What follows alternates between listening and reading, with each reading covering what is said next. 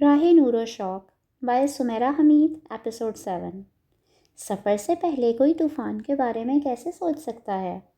اس کی تربیت کا دورانیہ لمبا تھا، اس کی مشقت کا دورانیہ بھی لمبا تھا۔ 4-5 سال کی عمر میں اس نے بابا کے ساتھ معمولی کام کروانے شروع کیے تھے۔ 24 سال بعد وہ اس ساری تربیت کا امتحان دینے جا رہی تھی، امریکہ۔ اس کا فون بند ملا تو 1-2 بار پھر سے کوشش کر کے وہ اسے بھول گئے۔ خط ملنے کے 1 سال بعد ان کے پاکستانی نژاد امریکی دوست نے ان کے ساتھ مل کر پاکستان میں بیکری کا بزنس بڑے پیمانے پر کرنے کا فیصلہ کیا۔ مارکیٹنگ ٹیم نے سارا پلان بنایا اور ملک بھر میں کامیاب پبلسٹی کے لیے ایک نیوز کو انڈر لائن کیا۔ پہلا پاکستانی شیف جس نے ورلڈ کیک ڈیزائنرز کا ٹائٹل اپنے نام کیا۔ پہلا پاکستانی شیف اسٹیڈیم نما ہال میں اپنے کاؤنٹر پر اپنے سامان سمیت کھڑا تھا۔ 2 سال پہلے جب وہ اماں کے ساتھ ہمیشہ کے لیے گاؤں واپس جا رہی تھی تو اس نے اللہ سے شکوہ کیا تھا کہ اس کی قابلیت کے مقابلے میں لوگوں نے اسے چالوں سے ہرا دیا۔ کیا اسے اس قابل ہی سمجھا گیا تھا؟ مقابلے میں اسے دنیا بھر سے آئے 3000 لوگوں سے جیتنا تھا۔ قابلیت سے قابلیت، اب اسے اس قابل سمجھا گیا تھا۔ گاؤں سے وہ شیف زاہد کے ساتھ دبئی ان کے ہوٹل گئی تھی۔ وہاں اس نے 3 مہینے کیک ڈیزائنرز کے انڈر کام کیا تھا۔ اس نے لاتعداد کیک بنائے تھے۔ اسے زندگی نے ایک موقع دیا تھا۔ یہاں کوئی خرافاتی دماغ، چالاکی، دھوکہ چلنے والا نہیں تھا، نہ کوئی برہان جیسا، نہ کوئی ایشل جیسی، نہ وقت کی کمی، نہ موقع کی عدم دستیابی۔ وہ کتنے پانی میں رہی تھی اور کتنی خوش رہی تھی، وہ سب جان لے گی۔ اگر میں ہار گئی، اس نے خود سے پوچھا تھا۔ ہار جانے والے لوگ ان لوگوں سے 1000 درجے بہتر ہوتے ہیں جو مقابلہ کرنے کی ہمت ہی نہیں کرتے۔ چینی دانا کہتے ہیں انسان کی زندگی کے 4 درجے ہوتے ہیں: زمین کی تیاری، بیج بونا، پھل لگتے دیکھنا اور پھر پھل کھانا۔ اس کا باپ نائی تھا، پھر وہ نائی بنی۔ اس نے کیک پہلا درجہ بنایا۔ 4 سال کی عمر سے دیگ کے پاس کام کرتے اپنے باپ کو دیگ پکاتے دیکھا۔ پھر اس نے اپنے باپ کے شانہ بشانہ پہلی دیگ پکائی۔ اس نے بیج بو دیا۔ کیک کے اوپر نیچے 2 حصے تیار تھے۔ تخلیق کی ہر صنف کے احترام میں ارتکاز کے سب چراغ اس نے جلا دیے۔ اس نے خواب دیکھا شیف بننے کا۔ اس نے اپنی جان کی پوری قوت، روح کی ساری جان، روح کی ساری جانساری سے اس خواب کی بویائی کی۔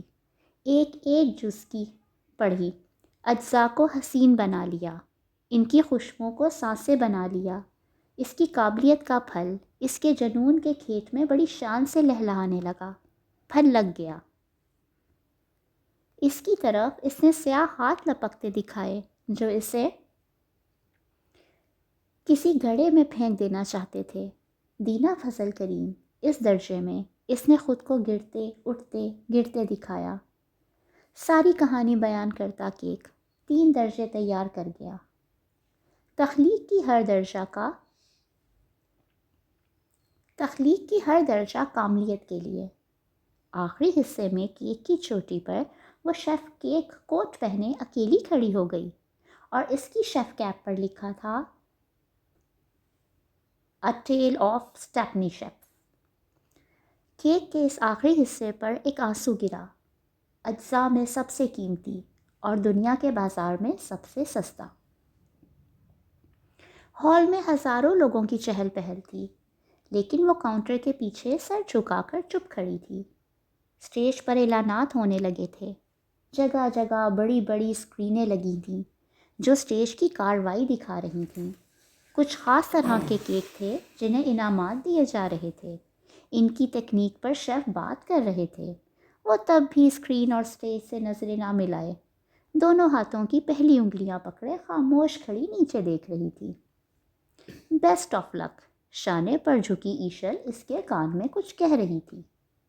تیسرے اور دوسرے نمبر کے کیک کا اعلان کر دیا گیا۔ ہال تالیوں اور شور سے گونج رہا تھا۔ اس نے تب بھی نظر اٹھا کر نہیں دیکھا۔ دونوں ہاتھ کھولے اور انگلیاں اپنے کانوں میں سختی سے ٹھونس لیں اور آنکھیں بھیج لیں۔ تمہیں مجھ سے قابل نہیں ہونا چاہیے تھا۔ کان کے پاس برہان جھکا سرگوشی کر رہا تھا۔ اس نے مڑ کر دیکھا۔ دور گاؤں کی لمبی سڑک تھی جس کے پار ہر طرف کھیتوں میں سنہری بالیاں لہلہا رہی تھیں، سبز، سنہری، سونا۔ وہ ان سب کھیتوں کی طرف بھاگ رہی تھی، خون، جنون، تپش۔ اس نے مڑ کر دوسری طرف دیکھا۔ بڑی بڑی اسکرینوں پر "آ ٹیل آف اسٹیپنی شیف" جگمگا رہا تھا۔ مائک پر اس کے نام کا اعلان کیا جا رہا تھا۔ میں نے 2 کوڑیاں سمیٹ لیں، انہیں سنبھال لیا، جوہر میں بدل کر دکھا دیا۔ اپنے نام کے اعلان کے باوجود وہ وہیں کھڑی تھی۔ ہاں، اب بس سر اٹھا کر اسکرین کی طرف دیکھ رہی تھی۔ اس کے ہاتھ سے لکھی کہانی کو جج شیف پڑھ کر سنا رہے تھے۔ اس کا کیک نمبر 1 کیوں رہا تھا، بتایا جا رہا تھا۔ پھر بھی وہ وہیں کھڑی تھی۔ اسکرین پر کیک بناتے ہوئے اس کی ویڈیو چلائی گئی کہ اس نے کس مہارت سے انعام یافتہ کیک کو بنایا۔ تالیوں کی آواز تھم نہیں رہی تھی۔ اس وقت تک اس کا نام اسٹیج پر 10 بار پکارا جا چکا تھا، لیکن وہ اسٹیج کی طرف نہیں بڑھی۔ پھر اسپاٹ لائٹ اسے ڈھونڈتے ہوئے اس کے کاؤنٹر تک آئی اور سارے اندھیرے میں وہ روشنی بن کر کھڑی ہو گئی۔ دینا فضل کریم۔ کہیں الاؤ، کہیں کھائیاں، کہیں بھنور، کہیں چڑھائیاں، نظام کائنات، نہ کائرہ کوئلہ، کوئلے کو ہیرا، کچھ ایسے ہی کرتی ہے۔ اپنی جگہ سے ہل کر، اپنے گھنگریالے بال لہراتی ہوئی، اپنے ناک کی سرخی کو خوشی سے مسلتی ہوئی، اپنی ساری خوش قسمتی کو اپنی آنکھوں کے سامنے مجسم کھڑا دیکھتے ہوئے دینا اسٹیج کی جانب بڑھ رہی تھی۔ ہر بدبختی کی ایک وجہ تھی، ایک ہی، کہ وہ خوش قسمتی میں بدل جائے گی۔ اس نے جان لیا تھا۔ اس کے ہاتھ میں نمبر 1 کی ٹرافی دی گئی۔ زندگی اس وقت شروع ہوتی ہے جب ہم ہارتے ہیں، ہر بار ہار جاتے ہیں اور پھر ہر ہار کو جیت میں بدل دیتے ہیں۔ اس نے اللہ سے شکوہ کیا تھا کہ اس کے کلاس فیلوز نے اس کے سامنے ڈگری ملنے کا جشن منایا، اور اللہ نے ایسا ہونے دیا۔ اللہ نے اس کی جیت کا جشن ہزاروں لوگوں کے سامنے منایا، اور اللہ نے ایسا ہونے دیا۔ وہ کیک کے پاس کھڑی تھی اور ہنس رہی تھی۔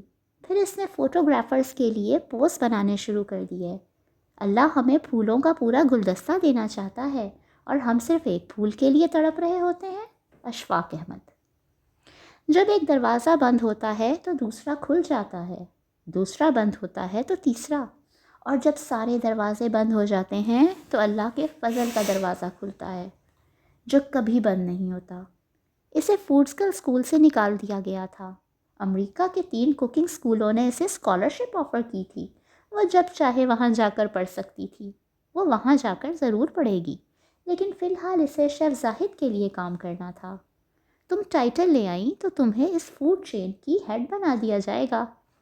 تمہارا کیک ہماری بیکری کا سٹارٹر کیک ہوگا۔ بیکری کی پبلسٹی میں تمہارے ٹائٹل کو ہائی لائٹ کیا جائے گا، جو تمہیں بھی شہرت دلوائے گا، اور اس فوڈ چین کے انڈر ہم کوکنگ اسکول بھی کھولیں گے۔ تم اس اسکول کے بورڈ کا حصہ ہوگی، لیکن صرف اسی صورت اگر تم یہ ٹائٹل جیت کر لے آئیں۔ انہوں نے ایگریمنٹ اس کے سامنے رکھا۔ گاؤں میں اس کے گھر میں بیٹھے شیف یہ باتیں کر رہے تھے۔ اس کا دل خوف سے کانپ رہا تھا۔ شیف زاہد نے فوڈسل اسکول سے اس کا عطا پتہ لیا تھا، اور وہ ساری دنیا کے کام چھوڑ کر اس کے پاس آئے تھے۔ کیا واقعی اس میں ایسا کچھ تھا کہ کوئی دبئی سے چلتا ہوا اس کے چھوٹے سے گاؤں میں اس کے پاس بیٹھا یہ سب کہہ رہا تھا؟ کیا واقعی اس نے وہ علم پا لیا تھا کہ شیف زاہد اسے اتنی بڑی جگہ بھیجنا چاہتے تھے؟ اور کیا واقعی یہ سب طے تھا؟ اس نے ہاں میں سر ہلانے میں دیر نہیں کی۔ یہ اس کی قسمت تھی یا مارکیٹنگ ٹیم کی کامیابی کہ اسے راتوں رات سوشل میڈیا پر وائرل کر دیا گیا۔ وہ ٹاک آف